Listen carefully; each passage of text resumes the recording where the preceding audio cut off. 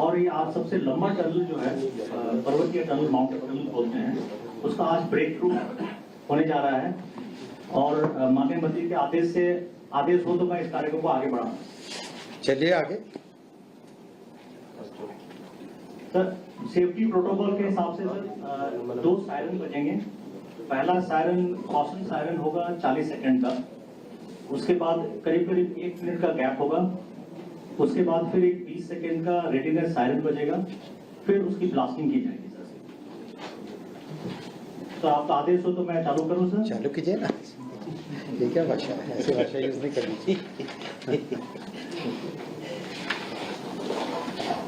First siren बजाइए।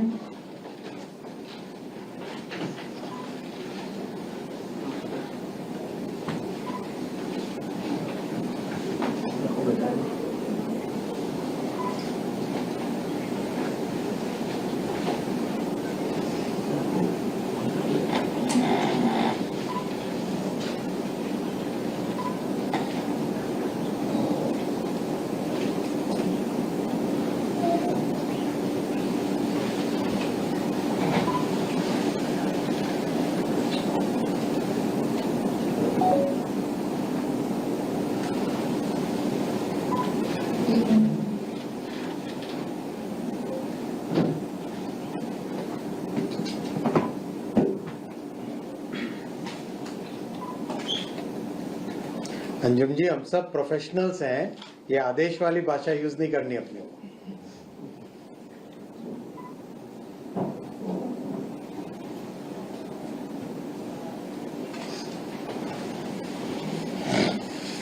एक minute के बाद अगला सायरन बजेगा।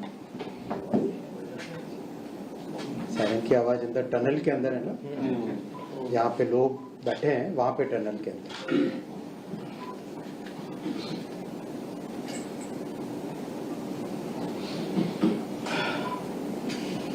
ताकि अंदर से सब लोग दूर हो जाते हैं।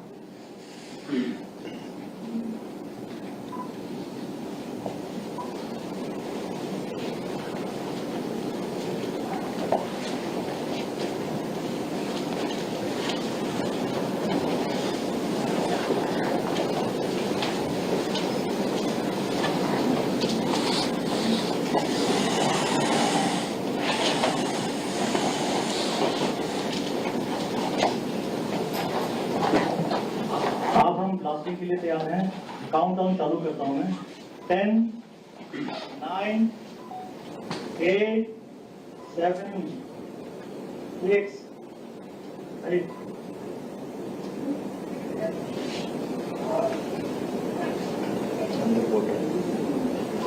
सब टनल के अंदर तो वो मोबाइल में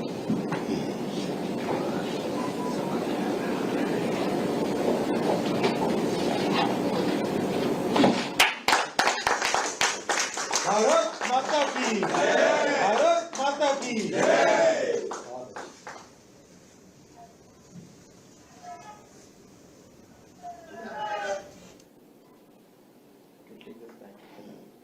डस्ट अब सेटल होगी सारी। वाह वाह।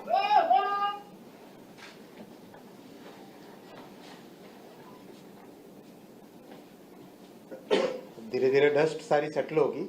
सेटल होने के बाद में ब्रेक थ्रू दिखेगा, टनल के आर पार दिखेगा।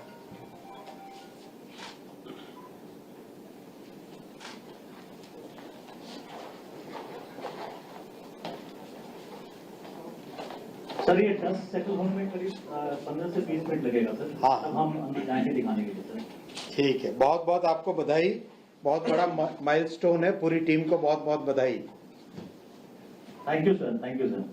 हम तब तक टीम को यहाँ पे ब्रीफ करते हैं और आपका वीडियो तब तक ऑफ रखते हैं जब तक डस्ट सेटल हो जाए। राइट, ठीक है, जब वहाँ से वीडियो ऑफ कर लो। और आज बुलेट ट्रेन के प्रोजेक्ट में बहुत बड़ा एक माइलस्टोन अचीव हुआ है। ये माइलस्टोन है माउंटेन टनल 5 का breakthrough. Total bullet train project में 7 टनल्स हैं माउंटेन टनल्स और एक अंडर सी टनल। इन टनल्स का डिटेल आपको टोटल दिया गया है, आपके साथ शेयर कर रहे हैं फुल डिटेल। माउंटेन टनल 1 से लेके माउंटेन टनल 7 तक इन सब का डिटेल्स आपके साथ शेयर कर रहे हैं। मैं आपको एक complete overview bullet train project का दूंगा, जिससे कि आपको प्रॉपर एक इसका ये कंप्लीट इसका अलाइनमेंट आपने कई बार जानकारी रही होगी। ओवरऑल इसमें 12 स्टेशंस हैं, मुंबई, ठाणे, विरार, बोईसर, ये हो गए महाराष्ट्र में, वापी, बिलिमोरा, सूरत, भरूच, बड़ौदा, आनंद, अहमदाबाद और साबरमती। साबरमती टर्मिनल स्टेशन है, मुंबई टर्मिनल स्टेशन है, मुंबई का स्टेशन बीकेसी है और 3 डिपोज बने हुए हैं। 3 डिपो बनाने 508 किलोमीटर में नॉर्मली 2 डिपो बनते हैं, लेकिन 3 डिपो इसलिए बनाने पड़े कि एक लंबे टाइम तक महाराष्ट्र गवर्नमेंट ने, जब ठाकरे जी की सरकार थी तब उन्होंने परमिशन देने से बंद कर दिया, मना कर दिया था। तो वो परमिशन इस प्रोजेक्ट के लिए दे नहीं रहे थे। तब एक बार ऐसी परिस्थिति आ गई थी कि अगर दूसरा डिपो नहीं बनना है तो हमें एक इंटरमीडिएट डिपो बनाना पड़ेगा। इसीलिए सूरत में तीसरा डिपो बनाया गया, जिससे कि महाराष्ट्र गवर्नमेंट परमिशन जब नहीं दे रही थी तब ये एक ऑल्टरनेटिव स्टेप लिया गया। ये एक टेक्नोलॉजिकल बहुत बड़ा अचीवमेंट है जो समझने के लिए आप सबको जरूरी होगा। आपने देखा होगा जब भी हमारे वायाडक्ट का कंस्ट्रक्शन चलता है, वायाडक्ट यानी ब्रिज जो रेज्ड एलिवेटेड है, मेट्रो में आपने कई जगह देखा होगा, जब भी वायाडक्ट का कंस्ट्रक्शन होता है, ये जो गर्डर है, इसको गर्डर बोलते हैं, इसके अंदर मल्टीपल सेगमेंट्स होते हैं, बहुत सारे सेगमेंट्स होते हैं। कई सारे सेगमेंट्स को जोड़ते हैं, एक बहुत स्ट्रॉन्ग सा केबल होता है स्टील का, वो स्टील के केबल से जोड़ते हैं। सेगमेंटेड वायाडक्ट जब बनाते हैं तो उसमें टाइम बहुत लगता है, इसीलिए यहाँ पर तय किया कि एक नई टेक्नोलॉजी लगाएंगे, 40 मीटर का कंप्लीट सिंगल स्पैन का वायाडक्ट, 40 मीटर का। और ये वर्ल्ड में इस तरह की टेक्नोलॉजी केवल 2-3 देशों में ही इसकी मास्टरी है। तो आज भारत में ये टेक्नोलॉजी प्रॉपर जब अपने यहाँ एब्जॉर्ब हो गई, कंप्लीट इसका मोल्ड, इसको किस तरह से मशीनें, जो ये ऊपर ये आप देख रहे हो मशीन, ये मशीन है, इसको लिफ्ट करने वाली मशीन है, इसको मूव करने वाली मशीनें, ये सारी की सारी मशीनें भारत में डिज़ाइन हुई और भारत में ही बनी। टेक्नोलॉजी शुरू में समझने के लिए हमें बाहर जाना पड़ा, लेकिन उसके तुरंत बाद में सभी मशीनें, सभी डिज़ाइन भारत में हुई। और अब जापान की जो टीम है, उनका कहना है कि अगली बार जापान में जो प्रोजेक्ट करेंगे वो ये टेक्नोलॉजी अब जापान भी लेके जाएंगे। तो एक तरीके से रिवर्स टीओटी वाले बात यहाँ पे आ गई है। ये आप देखा आपने, ये यहाँ पर आपने ये वाला ट्रांसपोर्टर देखा, ये ऊपर वाली मशीन लॉन्चिंग गर्डर देखा, मतलब 40 मीटर का ब्रिज 16 घंटे में कंप्लीट। एक तरीके से 40 मीटर यानी करीब 120 फुट का ब्रिज, 100 फुट से बड़ा, वो ब्रिज 16 घंटे में कंप्लीट। ये इस टेक्नोलॉजी का बड़ा अचीवमेंट है। करीब 50 ट्रक जितना सामान लेके जाती है, उतना लोड एक अकेले इस गर्डर का है। ये जो 970 मीटर, ये एक अकेले गर्डर का, फुल स्पैन गर्डर का करीब 50 ट्रक लेके जाए सामान, उतना इसका अकेले का वजन है। अब इसमें, इससे पहले वाले में अगर थोड़ा सा पीछे जाएं हम, जो इसके मोल्ड होते हैं, इसको पूरे को बनाने वाला मोल्ड, इसको बनाने के लिए जितने मोल्ड बनते हैं, बहुत बड़ी मशीन जैसा होता है, एक हाइड्रोलिक मोल्ड कहते हैं उसको, हाइड्रोलिकली ऑपरेटेड मशीन होती है। मोल्ड शुरू में इंपोर्ट किए और उसके बाद में भारत के ही फैक्ट्रीज में भारत के इंजीनियर्स ने उन मोल्ड का डिज़ाइन भी पूरा का पूरा भारत में किया, और उनमें से जो मोल्ड बनाने वाले आज भारत में, उनमें से कुछ लोगों ने बाकी दूसरे प्रोजेक्ट्स के लिए एक्सपोर्ट करना भी चालू कर दिया।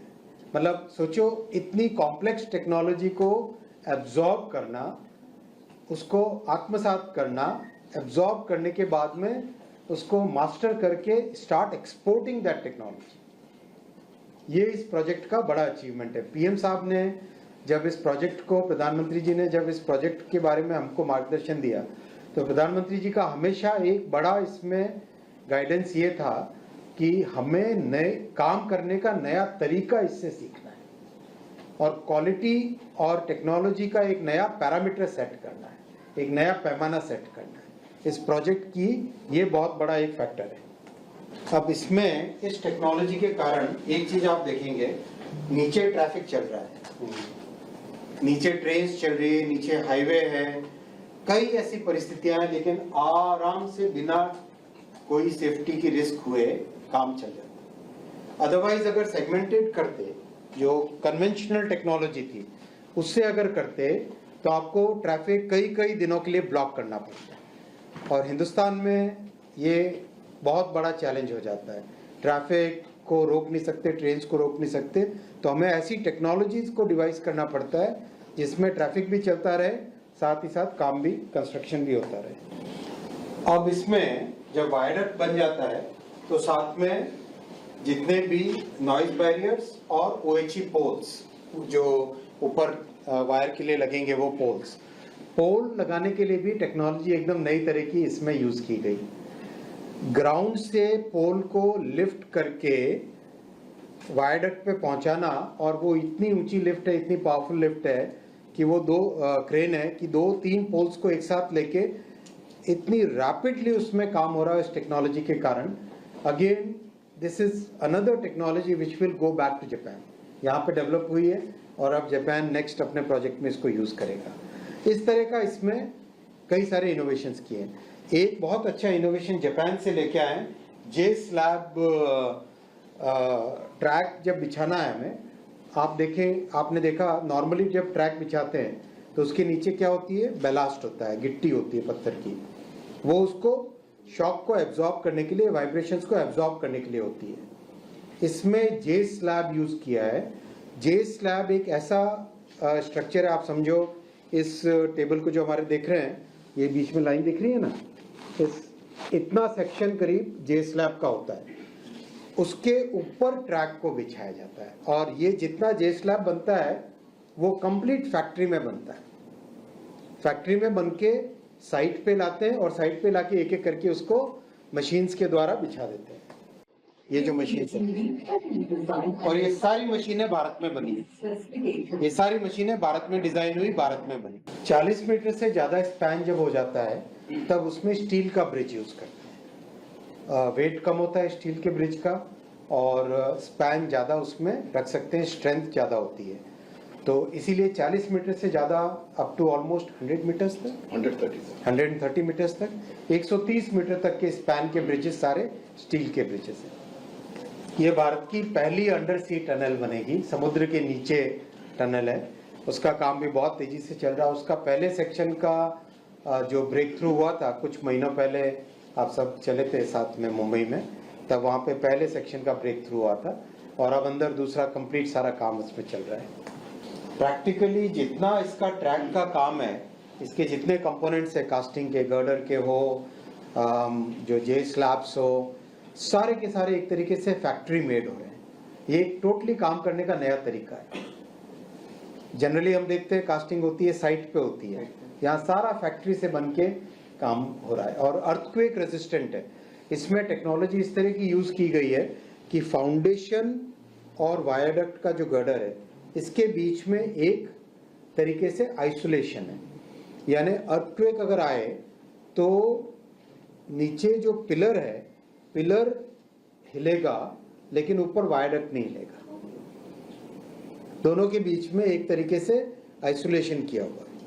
ये जापानीज टेक्नोलॉजी है, उसका उपयोग इसमें किया गया है।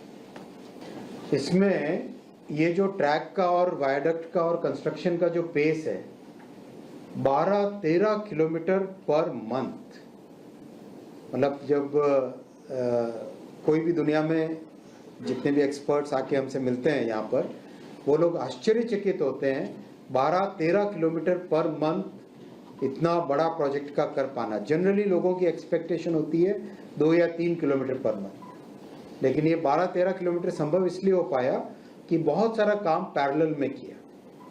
कास्टिंग यार्ड्स ओरिजिनल प्लान में 3 थे या 4 थे शायद, उसकी जगह 8 सर पहले 8 बढ़ाए, फिर 27 बढ़ाए सर, जब काम की गति और बढ़ी, और अब 40 हो गए सर। 40 कास्टिंग यार्ड्स, ताकि पैरेलल में काम हो, स्पीड काम की बहुत तेज हो। और फैक्ट्रीज लगाई जे स्लैब वगैरह के लिए सर 2 जगह फैक्ट्री लगी हुई है। 2 फैक्ट्रीज लगाई उसके लिए। तो ये काम किस तरह से स्पीड से हो, 21 में कंस्ट्रक्शन चालू हुआ, अगस्त 2021 में कंस्ट्रक्शन चालू हुआ, और 2027 में कमीशन हो जाएगा। विद इन 6 इयर्स कमीशन हो जाएगा। तो इतना बड़ा प्रोजेक्ट और इतने फास्ट पेस पे काम करना अपने आप में बहुत बड़ा चैलेंज है। अब ये देखें उधर क्या सीन है। सर वायडक्ट पर पूरा ये बुलेट ट्रेन बनाई हुई है, क्या कोई आकलन ऐसा किया गया है इससे जो लैंड एक्विजिशन है बहुत फर्क पड़ा, वो उसमें कितना, और आगे की जो प्रोजेक्ट्स हैं? बहुत अच्छा क्वेश्चन है, बहुत ही बढ़िया क्वेश्चन है। इस प्रोजेक्ट की डिज़ाइन जब 2015 में, बल्कि 2009 से लेकर 2015 में जब की गई थी शुरू में, तब इसका एम्बैंकमेंट पे पूरा डिज़ाइन था। कारण ये जापान में एम्बैंकमेंट पे, जापान में जो शिंकानसेन बुलेट ट्रेन है वो एम्बैंकमेंट पे बनी हुई है, एक बंड पे बनी हुई है, जैसे अपने टिपिकली रेलवे लाइंस होती हैं। और इसका कारण है कि वो 1960s में बनी थी, 1958 से लेके काम चालू हुआ था जापान की प्रोजेक्ट का। तो उस जमाने में इतनी सारी टेक्नोलॉजीज नहीं थी। एम्बैंकमेंट में ज़मीन बहुत चाहिए होती है, और दूसरा एक तरफ और दूसरी तरफ गांव, मान लो गांव के बीच में से जा रहा है तो गांव 2 हिस्से में बढ़ जाता है। इसीलिए तय किया गया था, 2016 में तय हुआ ये कि कंप्लीट प्रोजेक्ट को वायडक्ट पे बनाएंगे। उससे लैंड का रिक्वायरमेंट करीब करीब 70% बच गया, 70% कम लैंड हुई रिक्वायर। और दूसरी बात, जो सोशल डिसलोकेशन होता था वो नहीं हुआ। शहर के, गांव के दोनों तरफ आराम से वायडक्ट के नीचे से जा सकते हैं, और पूरे प्रोजेक्ट के साथ साथ एक मेंटेनेंस के लिए रोड बनी हुई है। तो ग्रामीणों को इसका बहुत बड़ा बेनिफिट ऑटोमेटिकली इस फैसले से हुआ है। क्वेश्चन सर, जो बॉम्बे में भी बहुत सारे स्टेशन बन रहे हैं, तो अगर क्योंकि 27 में लॉन्च हो जाएगी तो कितना रोजगार इनसे मिलेगा? क्योंकि काफी बड़ा प्रोजेक्ट है और जिस तरीके से बुलेट ट्रेन लगातार बढ़ाया जा रहा है, तो रोजगार में कितना और लोग काम करने के दौरान कितना एम्प्लॉयमेंट जनरेट हो रहा है? Sir 90,000 every year. करीब करीब 90,000 से 1 लाख का रोजगार कंस्ट्रक्शन के दौरान हो रहा है। करीब करीब 90,000 लोगों को रोजगार कंस्ट्रक्शन के दौरान मिल रहा है, लगातार मिल रहा है। और कंस्ट्रक्शन के बाद में जब ऑपरेशन होगा इसका, तब भी इसमें रोजगार में, देखो बुलेट ट्रेन प्रोजेक्ट को हमें देखना चाहिए इकोनॉमीज को इंटीग्रेट करने वाला। जब ये प्रोजेक्ट कंप्लीट हो जाएगा और इसमें फुल स्केल पे जब चलेगा, तब मुंबई से अहमदाबाद 1 घंटे 58 मिनट में पहुंचेंगे। 1 घंटे 58, 2 घंटे से कम में। और बीच में जितने शहर हैं, मान लो सूरत है, बड़ौदा है, सूरत बड़ौदा से अहमदाबाद या मुंबई जाना 1 घंटे से या 1 घंटे से कम का समय हो जाएगा। तो प्रैक्टिकली वो शहर आपस में जुड़ गए, इंटीग्रेट हो गए। मान लो सूरत से रवाना हुए, सुबह नाश्ता करके घर से काम कंप्लीट किया मुंबई में, और शाम को वापस घर आ गए परिवार में। तो एक तरीके से दोनों इकोनॉमीज इंटीग्रेट हो गई। तो जब सबसे पहला बुलेट ट्रेन प्रोजेक्ट बना था जापान में, तो Tokyo, Nagoya, Kobe, Kyoto, Osaka, ये सब इकोनॉमीज इंटीग्रेट होकर उनका मल्टीप्लायर इम्पैक्ट होता है। यानी फैक्ट्रीज अब कहीं पर भी लग सकती है, पूरे रास्ते में फैक्ट्रीज लग सकती है, पूरे रास्ते में आईटी के बड़े हब्स बन सकते हैं, पूरे रास्ते में ग्लोबल कैपेबिलिटी सेंटर्स बन सकते हैं, पूरे कंप्लीट अलोंग द स्ट्रेच बहुत सारी इकोनॉमिक एक्टिविटी जनरेट होती है। और यहाँ तो अगर हम मुंबई से देखें तो मुंबई, ठाणे, विरार, बोईसर, उसके बाद में वापी बहुत बड़ा इंडस्ट्रियल सेंटर है, उसके बाद में सूरत, बड़ौदा आनंद बहुत बड़ा एक एग्रीकल्चर फूड प्रोसेसिंग का सेंटर है, फिर अहमदाबाद, बहुत बड़े बड़े सेंटर्स हैं, मैसिव पॉपुलेशन है। टोटल पॉपुलेशन हमने एस्टिमेट की थी उस टाइम में इस पूरे की, अंदाज लगाओ एक बार तो एक करोड़ के साथ ना मच मोर 4-5 करोड़ के आसपास। हाँ, करीब करीब 5 करोड़ के आसपास की पॉपुलेशन इससे केटर होती है और करीब 100-150 किलोमीटर तक का एरिया उससे कवर हो जाता है। तो ये सब इकोनॉमीज आपस में इंटीग्रेट हो जाती है और मुंबई से अहमदाबाद 2 घंटे के अंदर आना, अगर हम रोड से जाएं तो 10 से 12 घंटे 15 घंटे तक लगते हैं, वही टाइम मात्र 2 घंटे में हो जाता है। तो बहुत बड़ा, और दूसरी बात सेविंग जो टाइम की हुई, साथ में कंफर्ट सेफ्टी बहुत चीज़ बढ़ जाती है। और जब ये फुल स्केल पे ऑपरेट होगा तब एवरी 20 मिनट्स और बाद में एवरी 15 मिनट्स पीक आवर्स में गाड़ी चलेगी यहाँ से, और 10 मिनट की भी प्लानिंग है, एवरी 10 मिनट्स भी, डिपेंडिंग अपॉन किस तरह का ट्रैफिक बाद में जनरेट होता है उस पर। तो एक तरीके से एक नया ट्रांसपोर्टेशन का मैकेनिज्म स्टार्ट हो जाता है।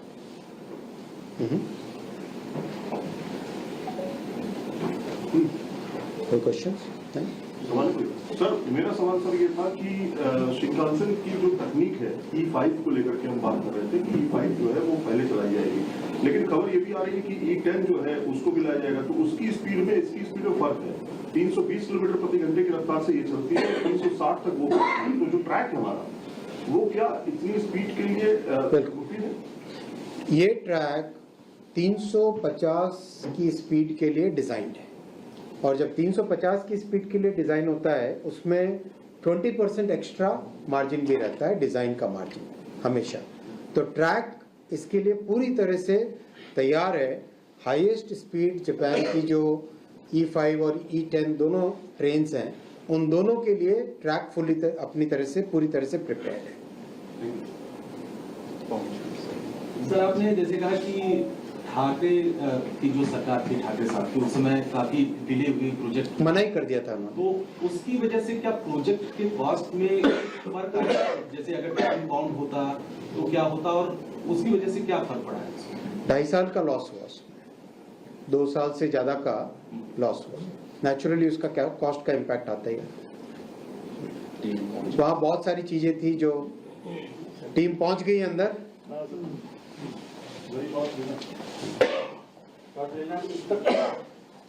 आइए चेयरमैन साहब, आइए, टीम आ जाओ, हाई स्पीड की टीम आ जाओ, आप भी आ जाओ, आ जाओ चेयरमैन साहब।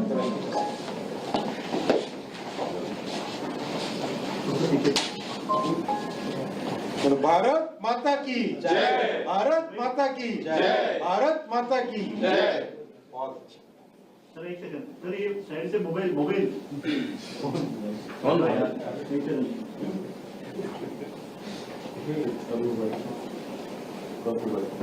बहुत बड़ा माइलस्टोन है प्रोजेक्ट के लिए।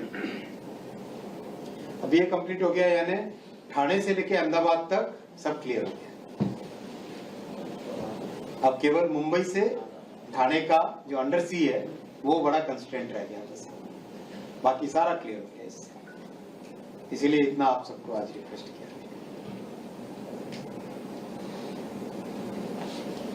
बहुत अच्छा। और कोई क्वेश्चंस हो? नहीं तो इधर से, और इधर से कोई क्वेश्चन? हाँ सर, जिस तरह से बुलेट ट्रेन प्रोजेक्ट देख रहे हैं, हमें कई चीजें नई टेक्नोलॉजी और हम उसको एक्सपोर्ट भी करने जा रहे हैं, तो ऐसी स्थिति में जो कार्बन फुटप्रिंट की बात होती है, कितना हम कार्बन फुटप्रिंट बचा लेंगे? और दूसरा, भारत बहुत अच्छा पॉइंट है, बहुत अच्छा पॉइंट है। बुलेट ट्रेन से करीब करीब 95% कार्बन डाइऑक्साइड की saving, 95% compare to highway, compare to road 95% carbon dioxide footprint की सेविंग होती है। बहुत बड़ा ये पॉइंट है। और अगर आप देखेंगे कई देशों ने केवल और केवल एनवायरमेंटल कारण से बुलेट ट्रेन के प्रोजेक्ट्स लिए। साउथ कोरिया ने, इकोनॉमी तो बहुत बड़ा इकोनॉमिक बेनिफिट है, लेकिन साथ ही साथ एनवायरमेंटल बेनिफिट उतना ही बड़ा है, क्योंकि आप सिटी सेंटर के अंदर पहुंच रहे हो, शहर के बिल्कुल अंदर पहुंच रहे हो, बिना लोगों को डिस्टर्ब किए, बिना ट्रैफिक को एक्स्ट्रा बढ़ाए। और इसी में सर ये जोड़ना चाहूँगा, नॉइज बैरियर जो लगाया जा रहा है साउंड पॉल्यूशन को लेकर, क्या कुछ ट्रैक पे ही लगाया जाएगा, 4 लाख या कंप्लीट पूरे पे लगा रहे हैं, जहाँ जहाँ पॉपुलेशन है, जहाँ जहाँ पास में हैबिटेशन है, उन सब जगह पे लगाया जा रहा है। पूरे पूरे पे लगा थ्रू एंड थ्रू 508 मीटर पे लगा, 508 किलोमीटर पे लगा। भारत का सर रोलिंग स्टॉक आने वाला है बुलेट ट्रेन का? बिल्कुल।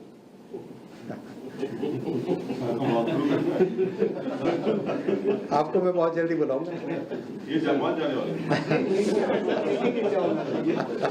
सर, बुलेट ट्रेन का जब अब एक तरीके से पूरे देश भर में यूफोरिया है, सबको लग रहा है जल्दी कंप्लीट होगा और तारीखें भी अब तो अगले साल हो जाएगा। अगले साल। तो इसमें एक सवाल और खड़ा हो रहा है, बहुत सी जगहों पर लोग लग रहा है बुलेट ट्रेन उनके इलाके में क्यों नहीं, तो अगली बुलेट ट्रेन का जो ट्रैक है उसके बारे में अगर आप बता सकें। आएगा, कौन-कौन से? वो भी बताएंगे, वो भी आएगा। सर एक चीज और है सर, हमने तो हमारे पार्टी के मैनिफेस्टो में रखा था 3 नए कॉरिडोर्स लिए जाएंगे, जो कि एक ईस्ट में, एक नॉर्थ में, एक साउथ में। ये वेस्ट में है, तो ये वेस्ट में ऑलरेडी है, नॉर्थ, ईस्ट और साउथ, 3 ऐसे हमने पार्टी के मैनिफेस्टो में लिखा। सर जैसा आपने बताया है कि ट्रैक का डिजाइन 350 किलोमीटर पर आवर के हिसाब से है, आपके सामने भी कई बार ये सवाल उठे, सिर्फ लैंड एक्विजिशन का ही मामला नहीं था, सवाल ये भी उठे कि इंडिया का जो लैंड है वो उस तरह का नहीं है कि हाई स्पीड ट्रेन चलाए। वो तो टीएमसी वालों ने बोला था। उस बात को अगर आप लेके चले तो कैसे चलेगा, तो ममता दीदी के लोगों ने बोला। उसको जवाब मिल गया सर। एक तो ऐसा ही फ्रिवलस था, बहुत ही फ्रिवलस क्वेश्चन। एक सर, जब ये शुरुआत हुई थी इस प्रोजेक्ट की, तो बुलेट ट्रेन प्रोजेक्ट में कहा गया था कि जितने पेड़ रास्ते में आ रहे हैं उनको शिफ्ट करके अलग अलग लगाए जाएंगे, तो और नए लगाए। अगर इस प्रोजेक्ट का अगर हम कार्बन फुटप्रिंट बचाने का और इक्वल ट्रीज अगर हम प्लांट करते तो उतना CO2 बचता, करोड़ों में प्लांटेशन के बराबर का है ये प्रोजेक्ट। करोड़ों पेड़ लगाने के बराबर है ये एक अकेला प्रोजेक्ट। इतना कार्बन डाइऑक्साइड बचता है इस प्रोजेक्ट से कि अगर करोड़ों पेड़ लगाते तो जितना कार्बन डाइऑक्साइड वो एब्जॉर्ब करते, वो सीक्वेस्टर करते, उसके बराबर ये अकेला प्रोजेक्ट है। बहुत बड़ा इसका एनवायरमेंटल इम्पैक्ट है। मेरा सर ये सवाल था कि इसमें कितने नए पेड़ लगाए गए, कितने को शिफ्ट किया गया, क्योंकि उस टाइम शुरुआत। आप इसको प्रोजेक्ट की ओवरऑल इकोनॉमिक इम्पैक्ट और एनवायरमेंटल इम्पैक्ट देखो, वैसा देखना चाहिए कि इस प्रोजेक्ट से कितना CO2 बचता है एनवायरमेंट में। वो CO2 अगर बचाने के लिए, उतना CO2 बचाने के लिए अगर हमें पेड़ लगाने पड़ते, तो इतने पेड़ लगाने पड़ते करोड़ों, तब जाके उसके इक्विवेलेंट ये प्रोजेक्ट, ऐसा देखना चाहिए। अपना जैसे जैसे जैसे नई टेक्नोलॉजी, नए काम करने का तरीका आता है, वैसे वैसे देखने का तरीका भी हमें अपने पैमाने बदलने चाहिए। Sir, which will be the first train to run from Surat to Bilimora? It is Shinkansen E10 or Indian made high speed? बताइए ना आप, बताइए। सर करीब 500 किलोमीटर से ज्यादा के डिस्टेंस वाली ये जो सर प्रोजेक्ट है, कई बार लोग फ्लाइट लेते हैं इतनी दूरी पे। क्या ये बुलेट ट्रेन, कई बार ये कहा जाता है कि आम आदमी की पहुंच से बहुत अच्छा फेयर होगा। कल आपने वंदे स्लीपर में फेयर देखा ना, बहुत एकदम ये मिडिल क्लास की सवारी बनेगी। बुलेट ट्रेन मिडिल क्लास की सवारी बनेगी। Bullet train practically middle class के लिए सबसे उपयोगी एक साधन बनेगा। जापान में तो सर सेकंडों में देरी जो है भापी जाती है कि सेकंड्स की देरी हो गई, वो एटीट्यूड देखेगा बुलेट ट्रेन। इसमें बहुत नए तरीके से काम हो रहा है, आपने देखा होगा उसमें जो क्वालिटी का लेवल है और जिस तरह से काम की स्पीड और जिस तरह से काम हो रहा है, वो एक अल्टीमेट अलग लेवल। क्या फॉग का असर होगा इसमें? कोई फॉग का असर नहीं होता इसमें। नहीं, और भी जगहों। चलिए, थैंक यू, धन्यवाद।